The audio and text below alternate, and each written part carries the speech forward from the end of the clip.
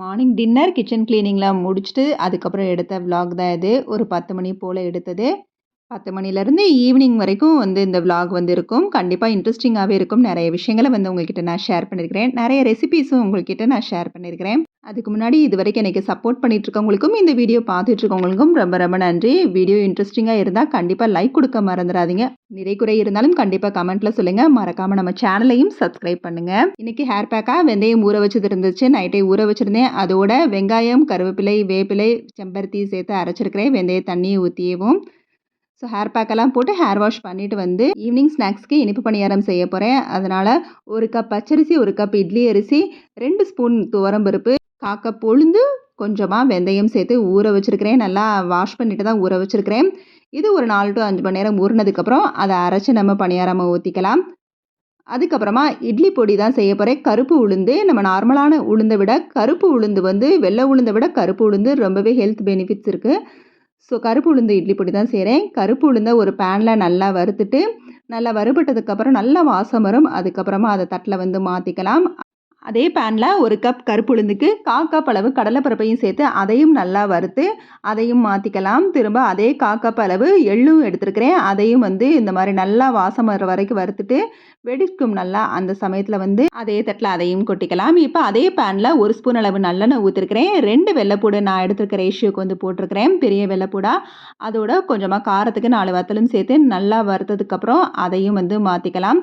இப்போ அதே பேனில் வந்து கொஞ்சமாக கருவேப்பிலை, நான் எடுத்த கப்புக்குள்ள 1 கப் அளவு தான் கருவேப்பிலையும் சேர்த்துருக்கிறேன். அதையும் நல்லா வாசம் வர வரைக்கும் வறுத்து அதையும் வந்து மாற்றிக்கலாம். இப்போ நல்லா ஆறுனதுக்கு அப்புறமா மிக்சர் ஜாரில் கொஞ்சமாக உப்பும் பெருங்காயமும் சேர்த்து நல்லா அரைச்சிக்கலாம். சூப்பரான கருப்பு உளுந்து இட்லி பொடி ரெடி. இட்லி தோசையோட வச்சு சாப்பிட்றப்ப கொஞ்சமாக நல்லெண்ணெயும் ஆட் பண்ணி சாப்பிட்றப்ப செம டேஸ்ட்டாக இருக்கும். அப்படியே மதியானம் லஞ்சையும் வந்து செய்ய ஸ்டார்ட் பண்ணியாச்சு. மதியானம் லஞ்சுக்கு மஷ்ரூம் பிரியாணியும் பன்னீர் டிக்கா ஆம்லேட்டும் தான் செய்ய போகிறேன். நம்ம கிச்சனில் வந்து இந்த மாதிரி சலிப்பு இல்லாமல் வேலை செய்கிறதுக்கு ரொம்பவே கஷ்டப்படுவோம். கண்டிப்பாக வந்து எல்லாராலையும் வந்து சலிப்பு தட்டாமல் வேலை செய்ய முடியாது. சில பேருக்கு அந்த ஆட்டோமேட்டிக்காக அந்த இன்ட்ரெஸ்ட் வந்துடும். ஆனால் என்ன மாதிரி ஆளுகளுக்கு, நம்மளை மாதிரி ஆளுகள் நிறைய பேர் இருப்போம்னு நினைக்கிறேன். ரொம்ப சோம்பேறித்தனமாக இப்போ தான் நிறைய சேஞ்சஸ் வந்து வந்திருக்குது. இப்போ கிச்சனில் நம்ம சலிப்பு இல்லாமல் வேலை செய்யணும்னா நிறைய விஷயங்களை புதுசு புதுசாக வந்து கற்றுக்கணும் தான் நான் சொல்லுவேன். ஒரே மாதிரி நம்ம சமையல் இருக்கக்கூடாது. சமையலில் கண்டிப்பாக சேஞ்சஸ் இருக்கணும். அதே மாதிரி கிச்சன் ஐட்டங்களுமே, அதாவது திங்ஸ் வச்சுருப்போம்ல, அதுவும் ஒரே மாதிரி இருக்க வேணாமே. அப்பப்போ வந்து அதை சேஞ்ச் பண்ணிக்கலாம். கிச்சனோட பொருள் வந்து ஒரு இடத்துல இருந்துச்சுன்னா கண்டிப்பாக மந்த்லி ஒன்ஸ் அதை வந்து வேறு இடத்துல சேஞ்ச் பண்ணுறது. அந்த மாதிரி சில விஷயங்கள், சில மாற்றங்களை வந்து கிச்சனுக்குள்ளே கொண்டு வரப்ப நம்மளுக்கே ஒரு இன்ட்ரெஸ்ட்டாக வந்து வேலை பண்ணுவோம்.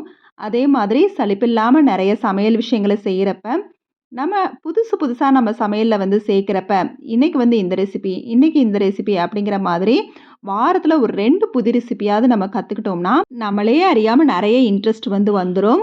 கண்டிப்பா நம்மளால இந்த ரெசிபிலாம் செய்ய முடியாது அப்படிங்கிற மாரி திங்க் பண்ணாம, நம்மள நாம நம்பணும். நம்ம கிச்சன்ல சமையல்ல ஒரு கிங்கு அப்படிங்கிற மாதிரி. நம்மளே நம்மள நம்பலனா எப்படி மத்தவங்க நம்புவாங்க? அதனால கிச்சன்ல சமையல்ல நெறைய புதுசா வந்து கத்துக்கலாம். நான் இன்னைக்கு அந்த மாரி கத்துக்கிட்ட ரெசிபி தான் இந்த பன்னீர் டிக்கா. இது வந்து செகண்ட் டைமா பண்றேன். இந்த பன்னீர் டிக்காக்கு தேவையானதெல்லாம் கட் பண்ணி வச்சாச்சு. இப்போ ஒரு பாத்திரத்துல கொஞ்சமா நல்லெண்ணெய், 1 ஸ்பூன் அளவு நல்லெண்ணெய் ஊத்திருக்கிறேன். அதோட மிளகாய் தூள், மஞ்சள் தூள், கரம் மசாலா தூள், மல்லித்தூள், தேவையான அளவு உப்பு, இஞ்சி பூண்டு பேஸ்ட் சேர்த்து நல்லா வந்து கலந்து விட்டுக்கலாம். அதுக்கப்புறம் நம்ம கட் பண்ணி வச்ச பன்னீரையும் வந்து சேர்த்துக்கலாம். நல்லா பெரிய பெரிய கியூப்ஸாக தான் கட் பண்ணி வச்சுருக்கிறேன். அதோட நம்ம கொஞ்சமாக, அதாவது பெருசு பெருசாகவே வெட்டி வச்ச வெங்காயம், தக்காளி சேர்த்து நல்லா பெரட்டி விட்டுட்டு கொஞ்சமாக கசூரி மேத்தி இதோட ஆட் பண்ணியிருக்கிறேன். கொஞ்சமாக கேப்சிகமும் இதோட ஆட் பண்ணியிருக்கேன். கேப்சிகமுமே கொஞ்சம் பெருசு பெருசாக வந்து கட் பண்ணி வச்சுருக்கிறேன். இதை நல்லா வந்து பெரட்டி வச்சுட்டு கொஞ்ச நேரம் ஒரு 10 நிமிஷம் அளவு ஃப்ரிட்ஜில் வந்து ஸ்டோர் பண்ணிக்கலாம். இந்த 10 நிமிஷமே ஃப்ரீசரில் தான் வச்சுருக்கிறேன். அதுக்குள்ளே மற்ற வேலைகளை வந்து பார்த்துடலாம். ஆம்லேட் போட வேண்டிய வேலைகளை முடிச்சுக்கலாங்கிறதுக்காக அந்த வேலையை வந்து ஸ்டார்ட் பண்ணிட்டேன். சூப்பராக பிரியாணியும் ரெடி ஆயிடுச்சு. எப்பவுமே பிரியாணிக்கு கடைசியாக இந்த மாதிரி நெய் ஊற்றி அப்படியே கலந்து விட்டு மூடி வச்சுக்கலாம். அதுவே நல்லா வாசமாகவும் பொல பொலன்னு அப்படி தம் போட்ட மாதிரி இருக்கும். இப்போ சைட் பை சைடாக ஆம்லேட்டையும் வந்து நான் போட்டு எடுத்துக்கிட்டேன். இந்த வேலை முடிச்சதுக்கப்புறமா ஃப்ரீசரில் வச்சுருந்த பன்னீர் மேக்னேட் பண்ணதையும் எடுத்தாச்சு. எடுத்து அதை வந்து இந்த மாதிரி நம்ம ஸ்டிக் இருக்கும்ல, உடன் ஸ்டிக்கு அதில வந்து நல்லா வந்து கோர்த்து விட்டுக்கலாம். நான் எது எது வந்து நம்மளுக்கு தேவையோ அந்த மாதிரி நான் ஃபர்ஸ்ட்டு குடமிளகாவ வச்சிருக்கிறேன். அதுக்கப்புறமா பன்னீர், அப்புறம் வெங்காயம், அப்புறம் பன்னீர், அப்புறம் தக்காளி இந்த மாதிரி நம்மளுக்கு தேவையான மாதிரி ஒவ்வொன்னா இதில வந்து கோர்த்து விட்டுக்கலாம். இந்த மாதிரி நான் 2 ஸ்டிக்கையுமே கோர்த்து விட்டதுக்கப்புறமா கொஞ்சமா உருக்கி வச்சிருந்த பட்டர் இருக்குது. நல்லா ஹீட் பண்ணி வச்சிருக்கிறேன். அந்த பட்டர வந்து இதில ஒரு ஸ்பூன வச்சு இப்படி மேலேயும் கீழேயும் வந்து அப்ளை பண்ற மாரி ஊத்தி விட்டுக்கலாம். நல்லா சுத்தி சுத்தி விட்டு, இதுக்கப்புறம் நம்ம சப்பாத்தி போடுறதுக்காக நம்ம அந்த பேன் வச்சிருப்போம். இந்த தந்தூரி பேன் மாரி. ஸோ, அதில வந்து ஃபுல்லா வந்து பட்டர வந்து அப்ளை பண்ணியிருக்கிறேன். பட்டர வந்து கொஞ்சம் ஹீட் பண்ணி வச்சிருக்கிறேன். அந்த பட்டர ஃபுல்லா அதில அப்ளை பண்ணியாச்சு. இப்ப நல்லா இந்த ஸ்டிக்க நம்ம பன்னீர் கோர்த்து வச்ச ஸ்டிக்க வந்து இப்படியே வந்து பெரட்டி பெரட்டி எடுத்துட்டோம்னா, சூப்பரா பன்னீர் டிக்கா வந்து ரெடி ஆயிரும். நம்ம லைட்டா வந்து ஓரளவு வந்து வெந்து வந்ததுக்கப்புறம் அந்த கலர் வந்து சேஞ்ச் ஆகும். கொஞ்சம் வந்து ப்ரௌனா மாறுறப்ப லைட்டா வந்து பட்டர வந்து ஃபுல்லா வந்து அப்ளை பண்ணிட்டு, சுத்தி சுத்தி விட்டு எடுத்தோம்னா, சூப்பரான பன்னீர் டிக்கா வந்து ரெடி ஆயிரும். இது வந்து ரொம்பவே வந்து டேஸ்ட்டா இருக்கும். கண்டிப்பா ட்ரை பண்ணி பார்க்கலாம். டிஃபரெண்ட்டாவும் இருக்கும். எப்பவும் ஒரே மாதிரி நம்ம ரெசிபி செய்றதுக்கு பதிலா, கொஞ்சம் டிஃபரெண்ட்டா நம்ம செஞ்சு குடுக்குறப்ப, வீட்ல இருக்கவங்களுமே அத இன்ட்ரெஸ்டிங்கா சாப்பிடுவாங்க. நம்மளும் வந்து சமையல்ல ஒரு பெரிய நெறைய விஷயங்கள வந்து கத்துக்கிறோம் அப்படிங்கிற ஒரு திருப்தியும் இருக்கும். இப்ப அதே ஊற வச்ச பன்னீர வந்து அந்த ஸ்டிக் இல்லன்னா கூட இந்த மாரி பேன்ல வந்து ஃபர்ஸ்ட்டு வந்து பட்டர் ஃபுல்லா வந்து 1 ஸ்பூன் அளவு விட்டு பட்டர் ஃபுல்லா ஸ்ப்ரெட் பண்ணி விட்டுட்டு, அப்புறம் வந்து நம்ம ஊற வச்சிருந்த அந்த பன்னீர வந்து இதில சேர்த்துக்கலாம். சேர்த்து கொஞ்சம் கொஞ்சமா ஒவ்வொரு பன்னீரையும், வெங்காயத்தையும் பெரட்டி பெரட்டி போட்டோம்னா, அதே டேஸ்ட் மாரி தான் இருக்கும். நம்ம ஸ்டிக்க வச்சு அந்த தந்தூரி மாரி தான் இருக்கும். ஸ்டிக்ல வச்சு ஹீட் பண்ணி எடுத்த மாரி தான் இந்த டேஸ்ட்டும் இருக்கும். கொஞ்சம் தான் டிஃபரன்ஸ்மே தவிர மத்தபடி அதே டேஸ்ட்ல தான் இருக்கும். ஸோ இந்த மாதிரி கூட நமக்கு ஸ்டிக் இல்லன்னா ட்ரை பண்ணி பார்க்கலாம். சூப்பரா லஞ்ச் ரெசிபிய வந்து முடிச்சதுக்கப்புறம், ஃப்ரிட்ஜ் கிளீனிங் வந்து இருக்குது. ஃபெஸ்டிவல்னாலே கொஞ்சம் கொஞ்சமா கிளீனிங் ஒர்க்க வந்து ஸ்டார்ட் பண்ண வேண்டியதுதான். அந்த மாதிரி ஃப்ரிட்ஜ் கிளீனிங் இருக்குது. ஏற்கனவே ஃப்ரிட்ஜுக்காக நான் வந்து ஷீட் வந்து வாங்கி வச்சிருந்தேன். அத வந்து நான் இன்னும் ஃப்ரிட்ஜ் கிளீன் பண்ணாதனால அத போடவே இல்ல. ஆக்சுவலா இப்ப ஃப்ரிட்ஜ கிளீன் பண்ணி 1 மந்த் கிட்ட ஆயிருச்சு. எப்பவுமே வந்து ஒரு 15 டேஸ் ஒன்ஸாவது கிளீன் பண்ணிருவேன். இப்ப ரொம்ப நாள் ஆச்சு. ஸோ கிளீன் பண்ணிடலாங்கிறதுக்காக அந்த வேலைய தான் வந்து பார்த்துக்கிட்டு இருந்தேன். ஸோ, இன்னைக்கு ஃபுல்லா வந்து ஹெவி வொர்க் தான். ஆனா, நம்ம கிச்சன்ல வந்து இன்ட்ரஸ்டிங்கா வேலை செய்றதுக்கு நான் சொன்ன மாதிரி புதுசு புதுசா நெறைய விஷயங்கள நம்ம கத்துக்கணும். அது மட்டும் இல்லாம இன்ட்ரஸ்டிங்கா வேலை செய்றதுக்கு நெறைய விஷயங்கள வந்து சேஞ்ச் பண்ணணும். அதுதான். ஒரே மாரி கிச்சன் இருந்தாலும் கண்டிப்பா போரா இருக்கும். நம்ம ஒரே சமையலா இருந்தாலும் கண்டிப்பா போரிங்கா இருக்கும். இன்னொன்னு நம்மளுக்கு இன்ட்ரஸ்டிங்கா இருக்கிற மாரியும் இருக்காது. என்ன இந்த சமையல் தானே! வீட்ல இருக்கவங்களுக்குமே அது வந்து போரிங்கா தெரியும். ஸோ புதுசு புதுசா நம்ம கத்துக்கிறப்ப, நம்ம சமையல்ல நெறைய விஷயங்கள தெரிஞ்சுக்கவும் செய்யலாம்.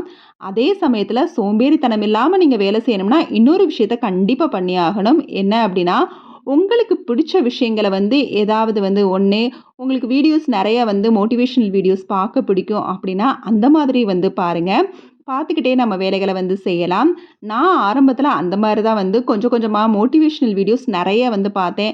எந்தெந்த மாதிரி வீட்ல வந்து கிளீனிங் ஒர்க்கெல்லாம் பண்றாங்க, எப்படிலாம் நம்மள வந்து மோட்டிவேட் பண்றாங்க அதுக்கு, அப்படிங்கிறதெல்லாம் நெறைய பார்த்து தான் கொஞ்சம் கொஞ்சமா என்னைய நான் சேஞ்ச் பண்ணிக்கிட்டேன்.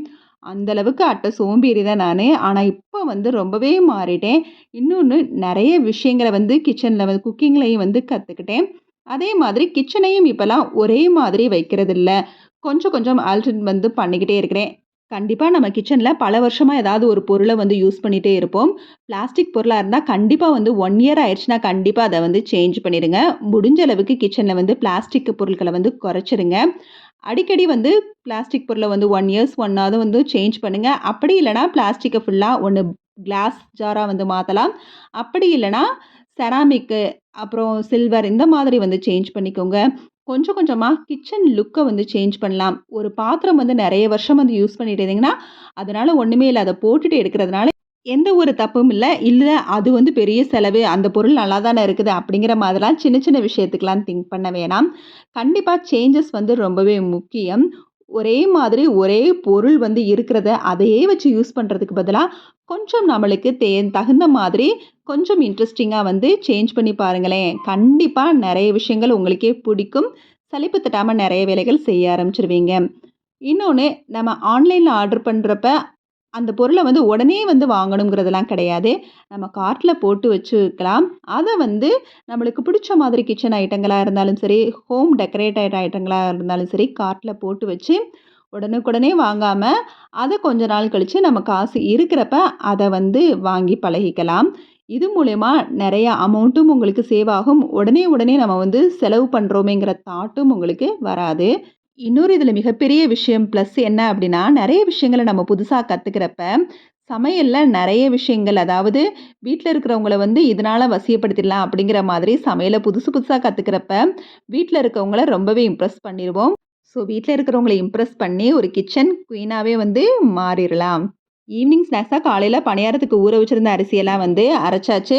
கொஞ்சமா வந்து கருப்பட்டி பாகு வந்து காய்ச்ச போறேன். கருப்பட்டி சேர்த்து சும்மா ஒரு 1/2 டம்ளர் அளவு, 1/4 டம்ளர் அளவு தண்ணி ஊத்துனாலே போதும். நல்லா கொதிச்சதுக்கப்புறம், அத வந்து நம்ம மாவோட கலந்து விட்டுக்கலாம். இந்த கருப்பட்டி பணியாரத்துக்கு இனிப்பு பணியாரத்துக்கு நான் அரைச்சு வச்சிருந்த மாவ கொஞ்சமா எடுத்து வச்சுட்டேன். இது வந்து மார்னிங் புளிச்சதுக்கப்புறம் ஊத்துறதுக்காக. இப்ப வந்து கொஞ்சமா ஊத்துறதுக்காக இந்த மாவ புளிச்சதுக்கு அப்புறமும் ஊத்தலாம். புளிக்காமலும் வந்து அப்படியே வந்து நம்ம கருப்பட்டி பணியாரத்துக்கு ரெடி பண்ணிறலாம். ஸோ புளிச்சதுக்கு அப்புறம் வந்து காலையில ஊத்துறதுக்காக கொஞ்சம் எடுத்து வச்சுட்டேன். இப்ப வந்து அளவா ஆளுக்கு 2, 2 அளவு சாப்பிடுற மாதிரி அளவா வந்து மாவு எடுத்து வச்சு, அதில கருப்பட்டிய வந்து சேர்த்து, அத வந்து பணியாரம் வந்து ரெடி பண்ண போறேன். அதோட கொஞ்சமா ஓமப்பொடி வந்து செய்ய போறேன். இதெல்லாம் ரொம்பவே சிம்பிளா செய்யக்கூடிய ரெசிபீஸ், ஸ்நாக்ஸ் ரெசிபீஸ். இந்த மாதிரியெல்லாம் புதுசு புதுசா நம்ம கத்துக்கிறப்ப, எப்படி சட்டுன்னு வந்து ஈஸியா ஸ்நாக்ஸ் ரெசிபி செய்யலாம் அப்படிங்கிற மாதிரி நெறைய வீடியோஸ்லாம் இருக்குது. அதெல்லாம் நம்ம பார்த்துக்கிட்டு நெறைய விஷயங்கள வந்து கத்துக்கலாம். அது மட்டும் இல்லாம தீபாவளிக்கு நெறைய ஸ்வீட்ஸ வந்து வெளியில வாங்கி நம்ம நெறைய வந்து சாப்பிடுவோம். அதுக்கு பதிலா இந்த மாதிரி சின்ன சின்ன விஷயங்கள வந்து ரெசிபீஸ வந்து நம்மளே வீட்ல வந்து ட்ரை பண்ணிடலாம். நான் இந்த ரெசிபி செய்றதுக்கு எனக்கு 20 மினிட்ஸ் தான் ஆச்சு. இதுவும் அதோட கருப்பட்டி பணியாரத்தையும் வந்து ஒரே தான் வந்து செய்ய ஆரம்பிச்சுட்டேன். ரொம்பவே சிம்பிளா செஞ்சு முடிச்சிடலாம். இது வந்து மாவு ரெடி பண்ணதுக்கப்புறம் அப்படியே வந்து இத போட்டு உடனே வந்து வெந்துரும். அப்படியே சலசலப்பு அடங்கவும் எடுத்துறலாம். இதுக்கு ஈஸியா வந்து கடலை மாவு, அதோட கொஞ்சம் அரிசி மாவு, கொஞ்சமா ஓமத்த வந்து ஒரு 10 நிமிஷம் ஊற வச்சிருந்தேன். அந்த தண்ணியையும் சேர்த்து, உப்பு, கொஞ்சமா கலருக்கு மஞ்சள் தூள் சேர்த்து நல்லா பெசஞ்சு எடுத்துட்டு, சப்பாத்தி மாவு அளவுக்கு அத விட கொஞ்சம் நெழுகலா வந்து பெசஞ்சு எடுத்து, பிழிஞ்சு எடுத்துட்டோம்னா சூப்பரான ஓமப்பொடி வந்து ரெடி ஆயிரும். கடைசியா அந்த எண்ணெயிலேயே கருவேப்பிலையும் தாளிச்சு இதில கொட்டிட்டேன். அதுக்கப்புறம் என்ன நம்ம செஞ்சு வச்ச கருப்பட்டி பணியாரத்தையும் வந்து இதில ஊத்தி, கொஞ்ச நேரம் மூடி வச்சுட்டு, அப்புறம் வந்து பெரட்டி வச்சுக்கலாம். சூப்பரா உப்பலா உப்பி வரும். இந்த கருப்பட்டி பணியாரத்துக்கு கொஞ்சமா துவரம் பருப்பு சேர்க்கறது வந்து நல்ல டேஸ்ட்டுக்காக. ஈவினிங் ஸ்நாக்ஸ வந்து கருப்பட்டி பணியாரமும், கொஞ்சமா ஓமப்பொடியும் சாப்பிட்டுட்டு, சுட சுட டீ குடிச்சு, ஈவினிங் வொர்க்க வந்து முடிச்சாச்சு. இப்படி கிச்சன்ல சலிப்பு தட்டாம வேலை செய்றதுக்கு, சமையல்ல புதுசு புதுசா கத்துக்கங்க. கிச்சன ஒரே லுக்கா வச்சுக்காதீங்க. அடிக்கடி சேஞ்ச் பண்ணிக்கிட்டே இருங்க. இருக்கிற பொருளே வச்சு அடிக்கடி சேஞ்ச் பண்ணிக்கலாம். இதோட இந்த விளாக் முடியுது. Okay, bye. தேங்க்ஸ் ஃபார் வாட்சிங்.